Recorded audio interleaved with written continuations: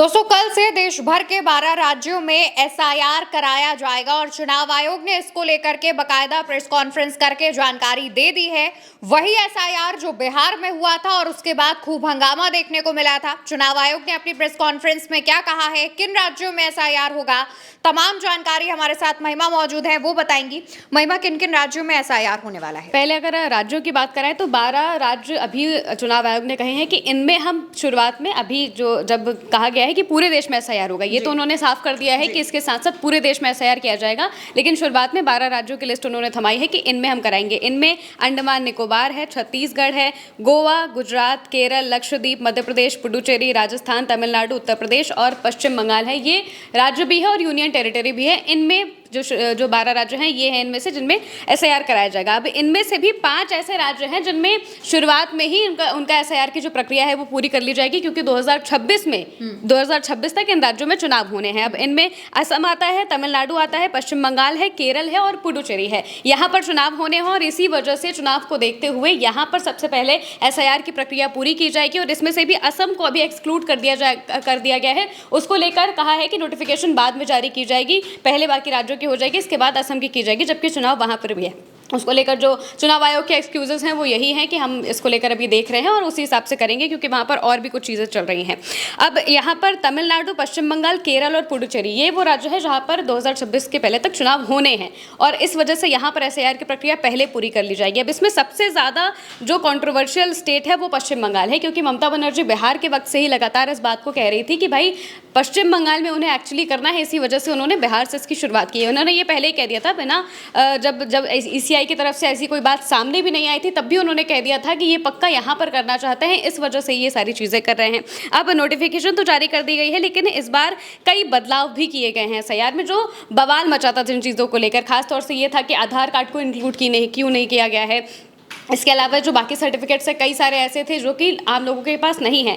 उनके साथ साथ में अब ये किया गया है कि जैसे कि जब सुप्रीम कोर्ट ने कहा कि आपको आधार कार्ड उसमें लागू करना होगा और आधार कार्ड लोग दिखा सकते हैं, ऐसा आपको प्रावधान उसमें करना चाहिए। उसके बाद जब सुप्रीम कोर्ट से बार बार हड़काया जाता है उन्हें ईसीआई को, तो उसके बाद वो चीज़ें करते हैं और अब उन्होंने कहा है कि हाँ, आधार कार्ड इसमें इंक्लूडेड है, लेकिन उसके साथ में भी कई सारे पेच हैं कि आधार कार्ड के साथ साथ आपको बर्थ सर्टिफिकेट भी दिखाना पड़ेगा और इसके साथ साथ में और भी कुछ चीज़ें हैं जो आपको दिखानी पड़ेंगी। अब वो दिखाने का उनका मतलब यही है कि आधार कार्ड पहली चीज़ तो ना ही नागरिकता का प्रमाण है और ना ही बर्थ का प्रमाण है, ये उसमें लिखा होता है। इस वजह से उन्होंने कहा है कि जिस तरीके से उसको किया जाता है, आधार कार्ड का जो एक्ट है उसी के तहत हम सारी चीज़ें करेंगे। तो आधार कार्ड को पहली चीज़ उन्होंने इंक्लूड किया है और सबसे बड़ी बात यह है कि जो डिजिटल डेटा की बात है उसे भी इस बार शामिल किया गया है कि डिजिटल तरीके से लोग देख सके कि भाई उनका किस जगह पर है, क्योंकि इससे पहले इस चीज़ को लेकर काफ़ी ज़्यादा बात हुई थी कि कोई सर्च नहीं कर पा रहा था कि कैसे हम पता करें कि हमारा नाम जो एसआईआर की लिस्ट है उसमें आया है या फिर नहीं आया है, अभी जो लिस्ट है उसमें है कि नहीं है। और इसी हिसाब से जो तकलीफें आ रही थी उनको देखते हुए अब काफ़ी बदलाव किए गए हैं। अब आज रात से जो ये 12 राज्य है यहाँ पर वोटर लिस्ट फ्रीज हो जाएगी यहाँ पर, यानी कि अब या तो ना ही कोई वोटर का नाम जुड़ेगा और ना ही यहाँ से काटा जाएगा। अब जब एसआईआर का प्रोसेस शुरू होगा उसके तहत ही लोगों के नाम या तो काटे जाएंगे या तो जोड़े जाएंगे और इसी तरीके से पूरा प्रोसेस किया जाएगा। शुरुआत अब कहा जा रहा है कि कल से की जाएगी, मतलब कि बीएलओस को ट्रेनिंग दी जाएगी और उसके हिसाब से जो पहली चीज़ तो यही होगी कि भाई कंप्यूटर में सारी डेटा सेव करना है और उसके बाद जो यूनिमरेशन फॉर्म है इसे वो अपना प्रिंट करेंगे और उसके बाद लोगों तक पहुंचाएंगे। जो बीएलओस है वो घर घर जाकर जो एसआईआर की प्रक्रिया है वो उसी तरीके से करेंगे और उसी के तहत ये सारा काम किया जाएगा। और शुरुआत में ये 12 राज्यों का नाम लिया गया है।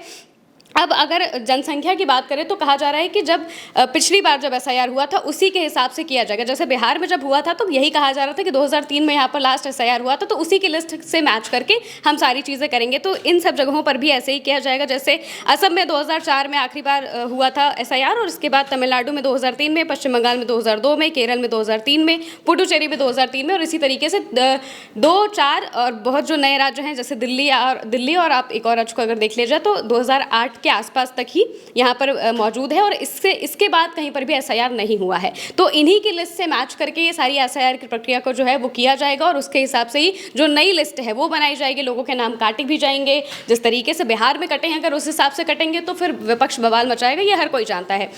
अभी तक फिलहाल जैसे कि अभी जस्ट प्रेस कॉन्फ्रेंस खत्म ही हुई है, तो अभी तक कोई बयान विपक्ष की तरफ से या फिर किसी और नेताओं की तरफ से सामने नहीं आए हैं, लेकिन ऐसा माना जा रहा है कि देश भर में एसआईआर होगा तो इसको लेकर हंगामा बहुत बड़े लेवल पे मचेगा ज़रूर, क्योंकि विपक्ष नहीं चाहता है कि एसआईआर हो, और इसकी वजह सीधे से यही है कि वोटरों के नाम काटे जाएंगे जिस तरह से बिहार में काटे गए थे, और जिस हिसाब से वोटर्स के नाम जुड़ने चाहिए थे उतने जुड़े नहीं हैं, लेकिन कटे बहुत ज़्यादा हैं। इस वजह से भी इस पर कॉन्ट्रोवर्सी थी। अब देखना होगा कि आगे चुनाव आयोग इन चीज़ों को कैसे संभालेगा। बिल्कुल, और देखिए एसआईआर की जो प्रक्रिया है उसकी शुरुआत कल से ही मेरे ख्याल से हो जाएगी, जैसा कि चुनाव आयोग ने अपनी प्रेस कॉन्फ्रेंस में बताया है। इसके अलावा अब सोशल मीडिया पर जो चर्चाएं हो रही हैं वो ये है कि असम को लेकर के उन्होंने अभी उसे होल्ड पर रखा है, जबकि असम में भी 2026 में इलेक्शन होना है, यानी चुनाव होना है, और साथ ही साथ पश्चिम बंगाल में भी 2026 में चुनाव होना है।